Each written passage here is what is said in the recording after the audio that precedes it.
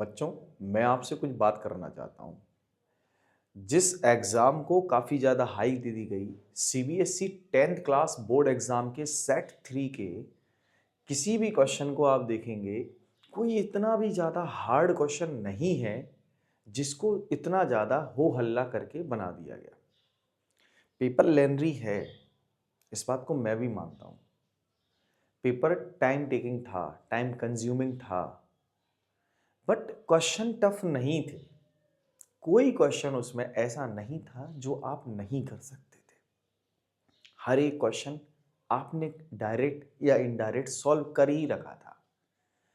बहुत सारे चैनल ऐसे हैं जिन्होंने आपको पहले ओवर कॉन्फिडेंट कर दिया। जब एग्जाम हो गया और पेपर सामने आया तो अब वही लोग आपसे ये कह रहे हैं कि पेपर बहुत टफ आया था। पेपर टफ नहीं था बच्चों, पेपर टफ नहीं था। बस आपको वो सोचने की क्षमता जो आपके अंदर विकसित करनी थी, डेवलप करनी थी, वो सोचने की क्षमता वो लोग आपके अंदर डेवलप नहीं कर पाए, इसलिए आपको ये क्वेश्चन नहीं बने। ये क्वेश्चन इतने कठिन नहीं है, इतने टफ नहीं है।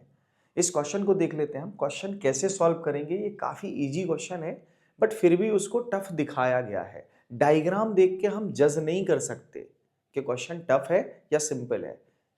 तो क्वेश्चन क्या है हमारे पास? क्वेश्चन तो बच्चों हमारे पास गिवन है, अ carrom board is a very popular game, the board is square of the length 65 centimetre. इसका मतलब ये स्क्वायर शेप का है तो हर एक साइड 65 सेंटीमीटर की होगी, मतलब ये भी 65, ये भी 65।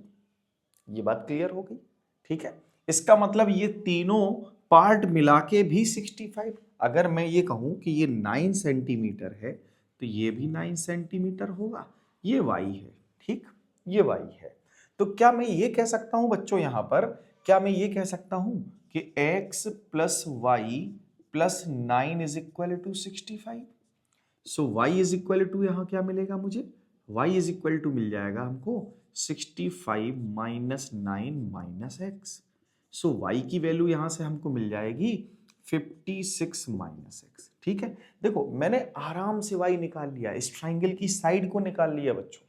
ठीक है, अभी मैंने क्वेश्चन से थोड़ा सा रीड किया है, थोड़ा सा रीड किया है और क्वेश्चन सॉल्व होना शुरू हो गया। ठीक, ये बात समझ में आ गई सभी को? अब आगे क्या है? आगे क्या है बच्चों? Ans strike a disc kept a position P with the striker.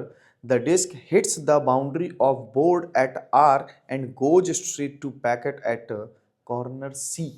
ठीक है बच्चों, अंश ने क्या किया? यहां से स्ट्राइक किया, ठीक है, स्ट्राइकर को, तो वो R से टकराने के बाद सीधे जाके C पर चला जाता है, इस पैकेट पे चला जाता है। ठीक, यही तो कहा, यही तो होता है कैरम बोर्ड, और क्या होता है? इसके बाद क्या है बच्चों? इसके बाद क्या है? It is given that PS equal 9 PQ equal 35। हमने उसका पहले ही यूज कर लिया, हमने उसका पहले ही यूज कर लिया। BR equal x, angle PRQ alpha and angle CRB is equal to theta. ये अल्फा है और ये थीटा है। अब क्वेश्चन देख लेते हैं। क्वेश्चन क्या है बच्चों? क्वेश्चन है हमारे पास, using law of reflection angle PRT is equal to angle CRT then prove that theta is equal to alpha. यानी कि ये दोनों एंगल इक्वल हैं, जबकि उसने हमको ये बता रखा है ये दोनों एंगल भी इक्वल हैं। इनको तो उसने एंगल, इन दोनों को तो इक्वल बोल ही दिया। ठीक है, इन दोनों एंगल्स को तो इक्वल बोल ही दिया। अब क्या है मतलब इसका? इसका मतलब ये है कि ये जो TR दिख रहा है ना, TR, ये बच्चों एक नॉर्मल लाइन है। भाई रिफ्लेक्शन, लॉ ऑफ रिफ्लेक्शन कब लगेंगे? जब हमारे पास कोई नॉर्मल लाइन होगी। तो ये TR कौन है भाई? TR हो गई नॉर्मल। और नॉर्मल हमेशा कैसी होती है? परपेंडिकुलर होती है बच्चों, परपेंडिकुलर होती है। मतलब इस साइड भी 90 और इस साइड भी 90। इसका मतलब क्या मैं फर्स्ट क्वेश्चन को कुछ ऐसे सॉल्व कर सकता हूं? देखो ध्यान से, angle TRQ equal angle TRB। क्यों भाई? क्योंकि ये दोनों ही 90 के इक्वल हैं, because TR is normal, TR is normal. और नॉर्मल हमेशा कैसी होती है? परपेंडिकुलर होती है, परपेंडिकुलर होती है। नॉर्मल मतलब परपेंडिकुलर। ठीक, ये बात समझ में आई? अच्छा, गिवन भी है। क्या गिवन है? गिवन ये है कि एंगल जो PRT है ना, एंगल PRT, ये एंगल सीआरटी के इक्वल है, सीआरटी के इक्वल है, सीआरटी के इक्वल है। ठीक है, अब एक बात बताओ, एक बात बताओ, टी आर क्यू कौन से दो एंगल्स का सम है? क्या मैं ये कह सकता हूं angle P R T plus angle या अल्फा? ठीक है, साथ ही साथ टी आर बी किसका सम है भाई? टी आर बी किसका सम है? टी आर बी सम है बच्चों angle C R T plus plus theta, theta. अब देखो ये दोनों एंगल तो उसने इक्वल दे रखे हैं, और इन दोनों का सम 90, इन दोनों का भी सम 90 है।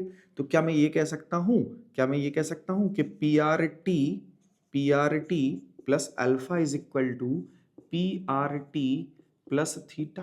भाई ये दोनों इक्वल हैं तो ये कैंसिल आउट हो जाएंगे, और यहां से अल्फा इक्वल थीटा आपको सीधे मिल जाएगा। कोई टफ नहीं है बच्चों, कहीं से भी टफ नहीं है ये क्वेश्चन, कहीं से भी टफ नहीं है।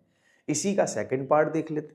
सेकंड पार्ट क्या है? प्रूव दैट, सेकंड पार्ट क्या है बच्चों?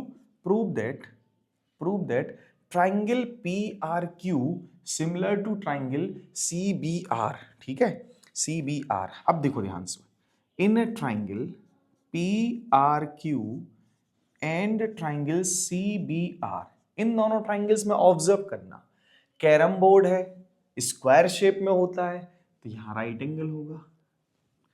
पी क्यू परपेंडिकुलर है, क्या ये दोनों राइट एंगल नहीं होंगे?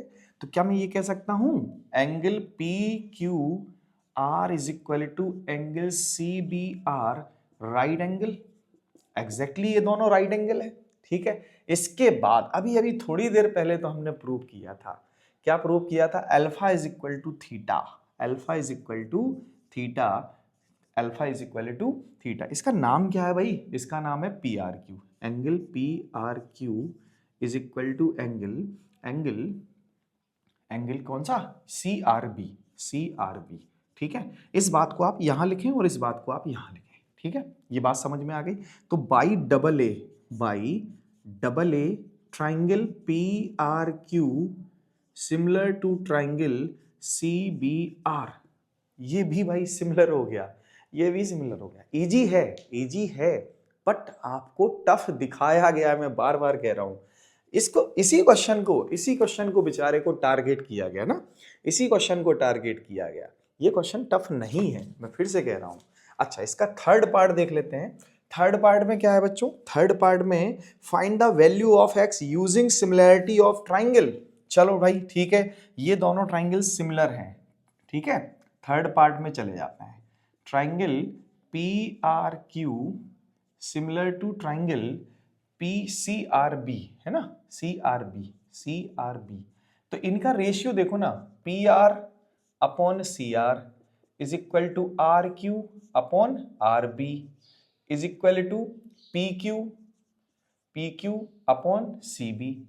ये हमने ले लिया रेशियो। क्लियर भाई? अगर सिमिलर है तो इनके साइड्स के रेशियो तो इक्वल होंगे, साइड प्रोपोर्शनल होगी। अब देखो बच्चों, अब देखो हमारे पास क्या था, ये ऑब्जर्व करो, ये 65 है और ये 35 है ना। कौन? सीबी। कहाँ है सीबी? ये है सीबी, ये है सीबी। ठीक है, तो इसको रख दो आप, सीबी को रख दो 65 और इसको रख दो 35। यहां तक सभी को क्लियर हो गया होगा। ठीक है, हमें फाइंड क्या करना था? हमें फाइंड करना था एक्स। एक्स कौन है? B R. ठीक है, तो बी आर कहाँ है? यानी कि आर बी। आर बी कहाँ है? आर बी हो गया ये। ठीक है, और आर क्यू कितना है? आर क्यू तो वाई है, और वाई की वैल्यू मैं पहले ही निकाल चुका हूं 56 माइनस एक्स। ठीक है, एक्स नहीं निकलेगा, एग्जैक्टली एक्स निकलेगा, यहीं से एक्स निकलेगा। अब देखो इसको 5 से कैंसिल आउट कर देते हैं पहले, 7 टाइम। ठीक है, और ये 13 टाइम। ये बात सभी को समझ में आ गई होगी। अब क्या करते हैं भाई? क्रॉस मल्टीप्लाई, तो ये हो जाएगा 7x is equal to 13 multiply 6, 56 minus x, 7x is equal to, अब देखो 78 78 7 कैरी, 78 7 कैरी, क्लियर, 7 कैरी। अब इसके बाद कितना? 65 65 और 7 कितना होता है? 72, है ना। 72 माइनस 13x। अब ये 13x इस तरफ आएगा तो ये हो जाएगा 20x is equal to 72 8। So x is equal to 728/20। भाई इसको डिवाइड कर लो, एक तो पॉइंट लगा लो यहां पर, ठीक है, जीरो हटा के। अब 2 से डिवाइड करते हैं तो देखो 72 खुद में डिवाइड होगा 36 आएगा, 36.4 सेंटीमीटर। बच्चों ये थर्ड क्वेश्चन का आंसर है, 2 मार्क्स का क्वेश्चन था, सॉल्व हो गया। बड़े आराम से हमने तीनों पार्ट इसके सॉल्व कर लिए।